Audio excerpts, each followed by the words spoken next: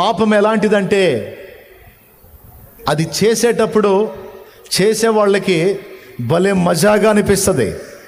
ఎంత హాయిగా ఉంటుందో, ఎంత బాగుంటుందో. కానీ తెలుసా, మన రక్తం మనమే తాగుతున్నట్టు సాతాను మనల్ని మోసం చేస్తున్నాడు. మనల్ని మనమే నాశనం చేసుకుంటామండి. మనకి ఇది గ్రహింపులో ఉండాలి. రక్షణ పొందినోళ్ళు అందరూ వినండి. ఎందుకంటే రక్షణ పొందినోళ్ళు కూడా ఈరోజు పాపం చేయడానికి భయపడట్లా. పాపము అలవాటుగా మారిపోయింది, పాపము ఆచారంగా మారిపోయింది. భయపడట్లా. పాపంతో సంఘము రాజీ పడింది, లోకంతో, పాపంతో. ఇంత ఫీలింగ్ కూడా లేకుండా పాపం చేయటం ఒప్పుకోవడం, పాపం చేయటం ఒప్పుకోవడం. ఒప్పుకుంటే గడిగేస్తాడుగా. ఆఫర్ ఉంది కదా, యేసు రక్తం ఉంది కదా. ఇమ్మానుయేలు రక్తము ఇంపైన యూటగున్, ఓ పాపి అందు మునుగుము పాపము పోవును.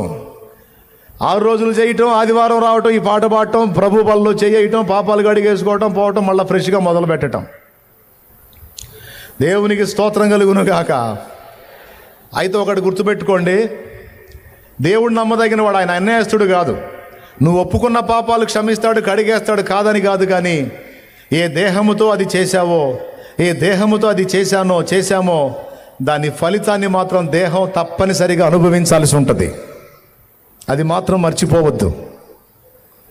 ఎందుకంటే పాపము ఎప్పుడు కూడా వేదనని, దుఃఖాన్ని, శాపాన్ని, ఓటమిని, బాధనే మిగులుస్తుంది. కానీ అది ఎప్పుడు మనకి నెమ్మదిని, ఆనందాన్ని, విజయాన్ని ఇవ్వజాలదు.